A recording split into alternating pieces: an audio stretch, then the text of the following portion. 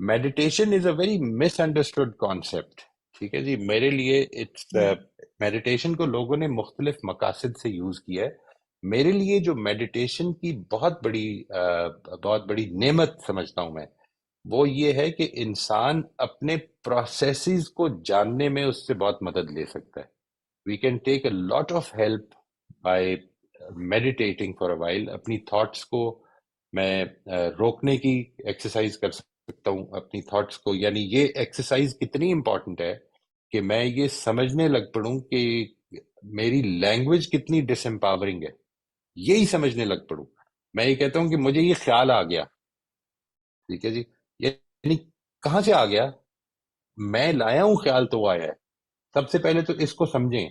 یعنی یہ جو انٹویشنز ہوتی ہیں یہ بھی اصل میں آپ کی سب کانشیس کی آپ سے سپیچ ہو رہی ہے. I am not talking about ابھی میں ان انٹویشنز کی یا اس ریولیشن کی بات نہیں کر رہا ہوں جو پیغمبروں کو ہوتی ہے. جب ہمیں ہوتی ہے تو ہم اصل میں جس چیز کو اپنے ذہن پر زیادہ طاری رکھتے ہیں اس چیز کے بارے میں زیادہ انٹویٹو بھی ہو جاتے ہیں. ہم ان ایسپیکٹ کو زیادہ ہمیں دیکھنے بھی لگ پڑتے ہیں.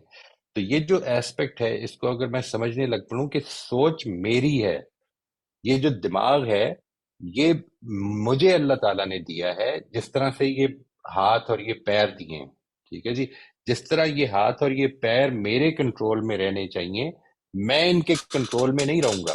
میڈیٹیشن ایک چیز جو آپ کو دیتی ہے وہ یہ کہ یہ دماغ بھی اللہ تعالیٰ کی ایک نعمت ہے as long as it remains your tool. But if it does not remain your tool تو پھر یہ ایک بہت بڑی زحمت بن سکتی ہے. یعنی بہت ساری ایسی چیزیں زندگی میں اتار چڑھاؤ آتے رہتے ہیں، کچھ مشکل کچھ آسانیاں، لیکن یہ دماغ ایک ایسی چیز ہے جو آپ کو کئی دفعہ اگر آپ کے کنٹرول میں نہ ہو تو انوانٹیڈ تھاٹس میں اتنی بری طرح مبتلا کر دے گا کہ آپ خود ٹارچر کر رہے ہوں گے. یعنی ایک تو وہ مشکل ہے نا جو آسمان سے آ گئی، اللہ تعالیٰ کی طرف سے آئی ایک آزمائش کے طور پر، مشکل تھی، گزر گئی، اللہ تعالیٰ نے آپ کو حوصلہ دیا، گزار لیا اس ٹائم کو. لیکن سوال یہ کہ اب جو میں اس کے اندر فریٹ کرنے لگتا ہوں، جب میں اس کے اندر اس کو بار بار اپنے ذہن میں ریپیٹ کر رہا ہوتا ہوں، ریگرجیٹیٹ کر رہا ہوتا ہوں، جگالی کر رہا ہوتا ہوں اس کی، یہ تو اور پھر یہ سمجھ رہا ہوتا ہوں کہ یار میں کیا کروں، میں اپنے ذہن کو فارغ ہی نہیں کر پا رہا. اس لیے ان کی پریکٹس نہیں ہے.